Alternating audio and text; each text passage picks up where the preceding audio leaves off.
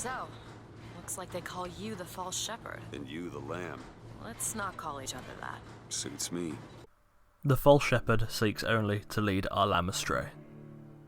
You arrive in Columbia as a foretold intruder. Very few people ever actually refer to you by your birth name. Instead, you take on the moniker of the false shepherd. Although initially alien, the mantra eventually becomes all too true to describe you. To everyone but the properly informed, you are exactly as your name says, an aggravator, an invader, leading astray the lamb of a peaceful Columbia. At the start of the game, the roles are clear.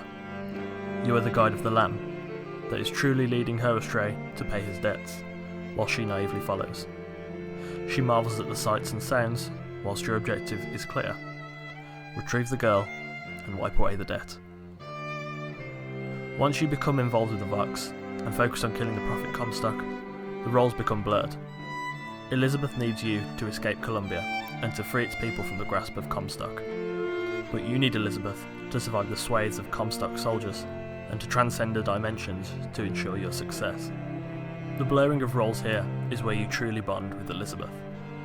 By working in cohesion with her, you become accustomed to her in just the right way. Familiarity breeds contempt, but the way in which you learn things about Elizabeth is slowly paced enough so that you have enough time to consider the implications of Elizabeth's personality, and also appreciate her influences on combat. In the late game, Elizabeth is taken from you, and it's no coincidence that this is possibly the strangest part of the game.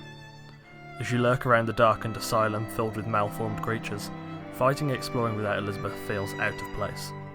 When you find her again though, she has changed. She is far more powerful than you knew her before. Eventually, in the final fight of the game, things have changed again. You are fighting for not only your survival, but Elizabeth's, and you are depending on her assistance even more than before, a contrast to how she depended on you to deal with Comstock soldiers. Her control of the Songbird is very similar to your control of firepower at the start of the game. Whilst Elizabeth finds killing reprehensible in the early game, she is now the one calling the shots on who best to target to protect the core of the airship, similar to how you were fighting to protect her at the start of the game. With the final sequence, the roles have completely switched. Elizabeth is now the shepherd, and you the lamb. She shows you the truth of the universes. What? There's always a lighthouse. There's always a man. There's always... She shows you all of these things whilst you follow naively, as the foretold lamb once did. Elizabeth, however, eventually leads you to her final point. Whilst the reveal of your true nature was accidental, Elizabeth's is by design. She takes you back to those baptism waters to tell you that you are both the shepherd and the prophet. You are the good and the evil, just as you have been throughout the entire game. The protagonists are the well-informed, and the antagonists are those that believe the word of the prophet.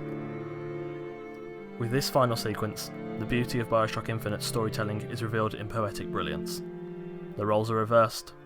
You are the lamb, and Elizabeth, your shepherd. Shall you take my son? He's Zachary Comstock. He's Booker DeWitt. No. I'm both.